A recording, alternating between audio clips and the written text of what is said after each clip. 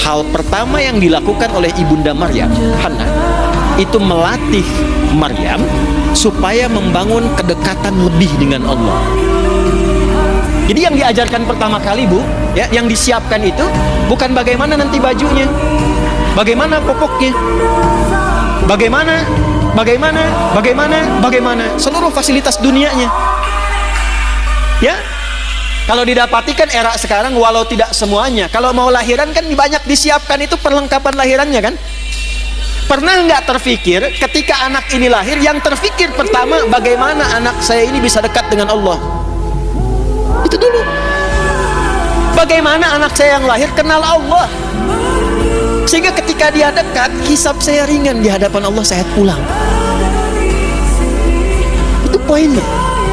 Berapa di antara ibu muslimah yang ketika mengandung dan melahirkan memiliki cara berpikir seperti ini? Ketika lahir, yang dia pikirkan bagaimana anak saya bisa kenal dengan Allah.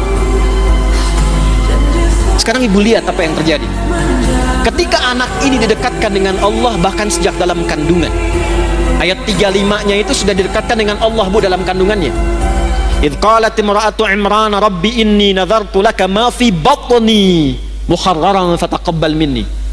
Ketika istrinya Imran memberikan inspirasi kepada perempuan-perempuan di muka bumi, para muslimah, ketika beliau mengandung, beliau dekatkan anaknya dengan Allah dan mengatakan, ya Allah, saya bernazar ketika dia lahir, anak ini akan saya dekatkan denganmu.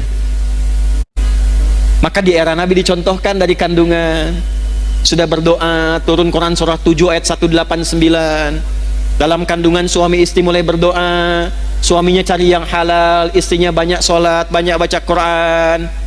Jadi ketika lahir itu sudah ada bekal-bekal awal supaya kenal Allah.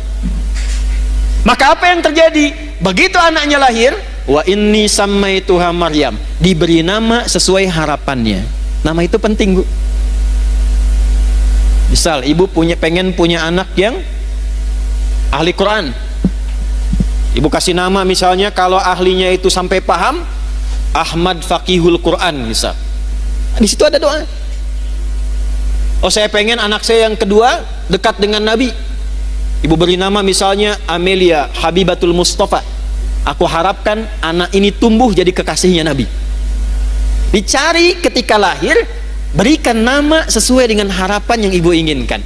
Maryam di antara maknanya, di antaranya sosok yang menjaga diri, sehingga dengan penjagaan itu ia selalu dekat dengan Allah.